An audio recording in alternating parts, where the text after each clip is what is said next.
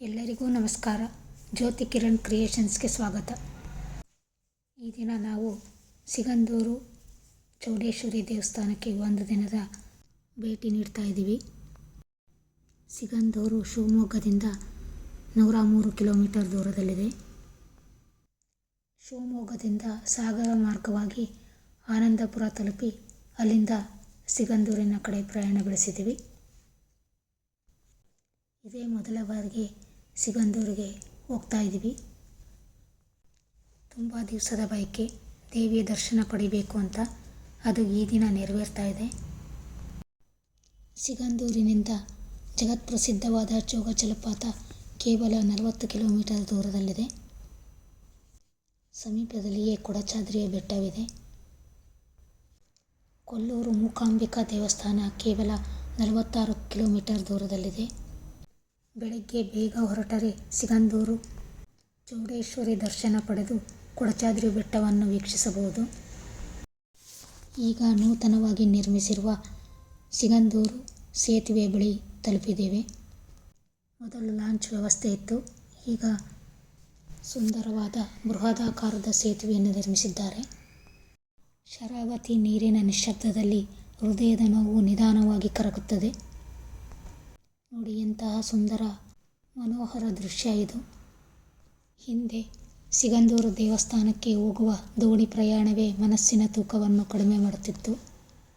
ಆದರೆ ಈಗ ಸೇತುವೆಯನ್ನು ನಿರ್ಮಿಸಿರುವುದರಿಂದ ಎಲ್ಲ ವಾಹನಗಳು ದೇವಸ್ಥಾನದ ಬಳಿಯೇ ತಲುಪುವ ವ್ಯವಸ್ಥೆ ಇದೆ. ಈಗ ನಾವು ಸೇತುವೆಯ ಮೂಲಕ ಸಿಗಂದೂರು ದೇವಸ್ಥಾನದ ಪ್ರವೇಶ ದ್ವಾರವನ್ನು ಪ್ರವೇಶಿಸಿದ್ವಿ.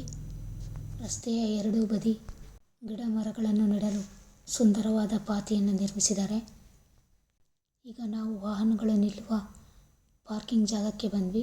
ಅಬ್ಬಾ, ನೋಡಿ ಎಷ್ಟು ವಾಹನಗಳು ನಿಂತಿವೆ. ಆಗಲೇ ಸಾಕಷ್ಟು ಸಂಖ್ಯೆಯಲ್ಲಿ ಭಕ್ತಾದಿಗಳು ಸೇರಿದ್ದಾರೆ. ಸಿಗಂದೂರು ಎಂದರೆ ಮನಸ್ಸಿಗೆ ಶಾಂತಿ ಕೊಡುವ ಸ್ಥಳ. ಪ್ರಕೃತಿ ಪ್ರಿಯರು, ಟ್ರಾವೆಲ್ ಲವರ್ಸ್ ಮತ್ತು ಮನಸ್ಸಿಗೆ ನೆಮ್ಮದಿ ಹುಡುಕುವವರ ಜಾಗ ಇದು. ನೋಡಿ, ನಾವು ಈಗ ದೇವಿಯ ದರ್ಶನ ಪಡೆಯಲು ಹೋಗ್ತಾ ಇದ್ದೀವಿ. ದೇವಿಯ ದರ್ಶನದ ಸಮಯ ಬೆಳಗ್ಗೆ 5 ಗಂಟೆಯಿಂದ ಮಧ್ಯಾಹ್ನ 2:30 ಹಾಗೂ ಸಂಜೆ 4ರಿಂದ 9 ಗಂಟೆ. ದೇವಿಯ ದರ್ಶನ ಪಡೆಯಲು ಅಪಾರ ಸಂಖ್ಯೆಯಲ್ಲಿ ಭಕ್ತಾದಿಗಳು ಇಲ್ಲಿಗೆ ಆಗಮಿಸಿದ್ದಾರೆ. ಈಗ ನಾವು ದೇವಸ್ಥಾನದ ಒಳಗೆ ಪ್ರವೇಶಿಸ್ತಾ ಇದ್ದೀವಿ. ನೋಡಿ, ವಿಶಾಲವಾದ ಆವರಣ ಇದೆ. ಲಕ್ಷಾಂತರ ಭಕ್ತರು ರಕ್ಷಣೆ, ಆಶೀರ್ವಾದ ಮತ್ತು ಆಧ್ಯಾತ್ಮಿಕ ಶಕ್ತಿ ಪಡೆಯಲು ಇಲ್ಲಿಗೆ ಆಗಮಿಸ್ತಾರೆ. ಇದು ದೇವಿಯ ದರ್ಶನ ಪಡೆಯಲು ನಿಲ್ಲುವ ಜಾಗ. ನಾವು ದೇವಿಯ ದರ್ಶನ ಪಡೆಯಲು ಸಾಲಾಗಿ ನಿಂತ್ಕೊಂಡ್ವಿ. ಶರಾವತಿ ಜಲಾಶಯದ ಮಧ್ಯದಲ್ಲಿ ನೆಲೆಸಿರುವ ಸಿಗಂದೂರು ಚೌಡೇಶ್ವರಿ ದೇವಿ ದೇವಸ್ಥಾನವು ಅಪಾರ ಶಕ್ತಿಯ ತೀರ್ಥಕ್ಷೇತ್ರ. ನೋಡಿ, ನಾವು ಈಗ ದೇವಿಯ ದರ್ಶನ ಪಡೆಯಲು ಗರ್ಭಗುಡಿಯ ಒಳಗೆ ಸಾಲಾಗಿ ಬರ್ತಾ ಇದ್ದೀವಿ. ದೇವಸ್ಥಾನದ ಒಳಭಾಗದಲ್ಲಿ ವಿಶಾಲವಾದ ಹಜಾರ ಇದೆ. ಇಲ್ಲಿ ಫೋಟೋಗ್ರಫಿಯನ್ನು ನಿಷೇಧಿಸಿದ್ದಾರೆ. ಆದ್ದರಿಂದ ದೇವಿಯ ದರ್ಶನ ಪಡೆಯುವ ದೃಶ್ಯವನ್ನು ವಿಡಿಯೋ ಮಾಡಲಿಕ್ಕಾಗಲ್ಲ. ದೇವಿಯ ದರ್ಶನ ಪಡೆದು ಪ್ರಸಾದವನ್ನು ಸ್ವೀಕರಿಸಲು ಹೋಗ್ತಾ ಇದ್ದೀವಿ. ಇದು ಪ್ರಸಾದಕ್ಕಾಗಿ ಸಾಲಾಗಿ ನಿಲ್ಲುವ ಸ್ಥಳ. ಬಿಸಿಲು, ಮಳೆ, ಗಾಳಿಗಳಿಂದ ಭಕ್ತಾದಿಗಳಿಗೆ ತೊಂದರೆಯಾಗದಂತೆ ವ್ಯವಸ್ಥೆ ಮಾಡಿದ್ದಾರೆ. ಇದು ಪ್ರಸಾದವನ್ನು ಸ್ವೀಕರಿಸುವ ಸ್ಥಳ.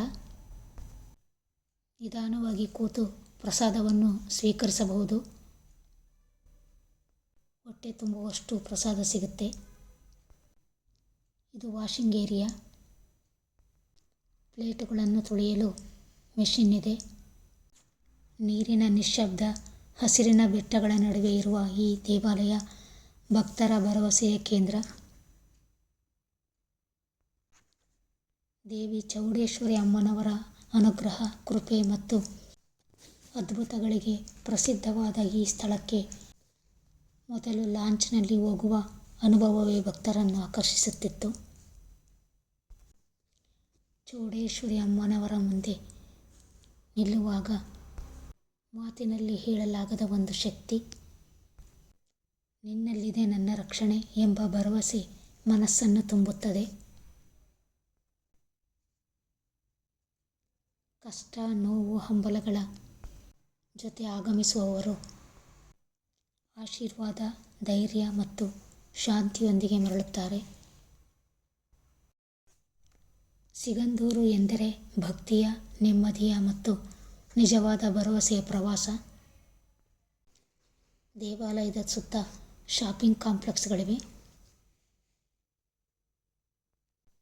ದೇವಾಲಯವನ್ನು ತುಂಬ ಸ್ವಚ್ಛವಾಗಿಟ್ಟಿದ್ದಾರೆ. ತುಂಬ ನಿಶ್ಶಬ್ದವಾದ ಸ್ಥಳ ಇದು. ಯಾವುದೇ ಗೋಜು ಗದ್ದಲಗಳಿಲ್ಲದೆ ದೇವಿಯ ದರ್ಶನವನ್ನು ಪಡೆಯಬಹುದು.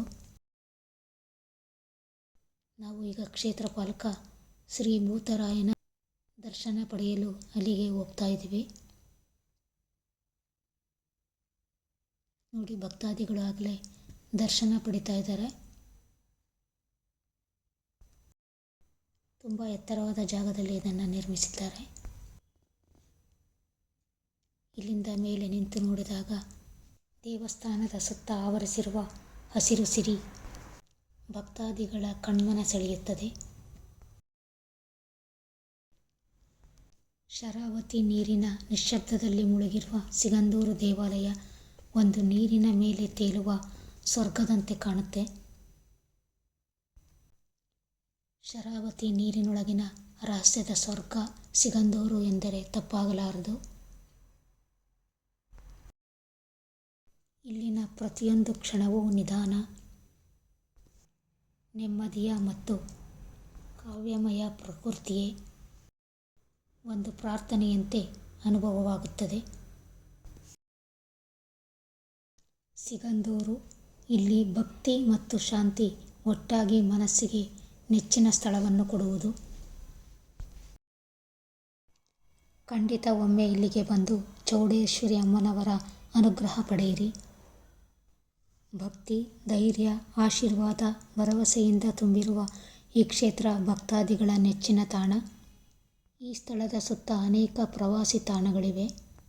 ಒಮ್ಮೆ ಇಲ್ಲಿಗೆ ಭೇಟಿ ಕೊಟ್ಟರೆ ಜೋಗ ಜಲಪಾತ, ಕೊಲ್ಲೂರು, ಕೊಡಚಾದ್ರಿ ಬೆಟ್ಟ, ಅಬ್ಬಿ ಜಲಪಾತ ಮುಂತಾದವುಗಳನ್ನು ವೀಕ್ಷಿಸಬಹುದು.